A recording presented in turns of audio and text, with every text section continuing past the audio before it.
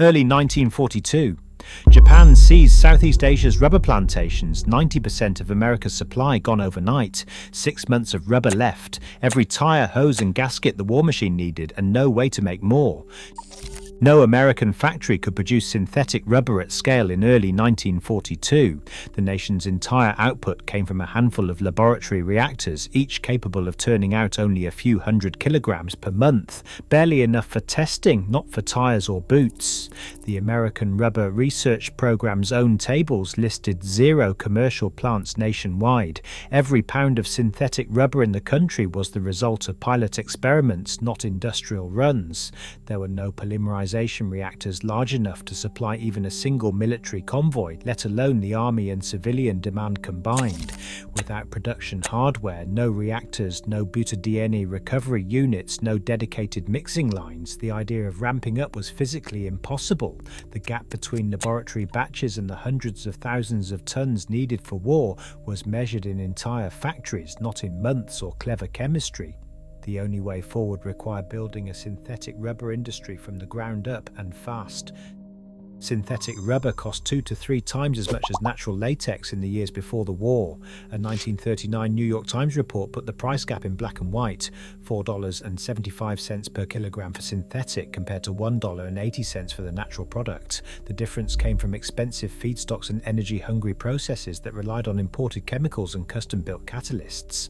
Even with government contracts, manufacturers hesitated to shift production lines when every pound of synthetic rubber meant a direct hit to the bottom line. Performance was just as stubborn a barrier. Army cold weather trials found that Buna S, the main American synthetic, became brittle at -20 degrees Celsius. Tires cracked and boots failed in winter conditions, problems that natural rubber shrugged off. Field reports from 1941 and 1942 documented these failures, forcing the military to keep natural rubber in critical uses and limiting synthetic to blends or non-essential goods. Price and brittleness side by side with the scale problem made a rapid switch impossible.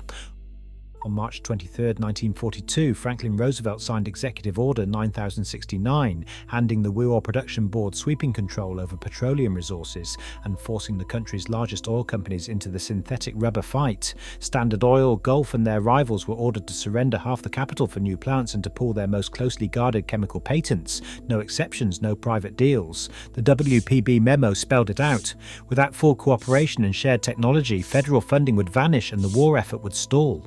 Inside boardrooms, resistance flared. Standard Oil's lawyers threatened to sue, warning that forced patent sharing would destroy their competitive edge. Roosevelt's advisors pushed back, insisting that the only alternative was defeat. The standoff nearly killed the program before a single plant broke ground, ending only when the White House guaranteed all patents from WPB-financed factories would be non-exclusive and royalty-free for the duration of the war.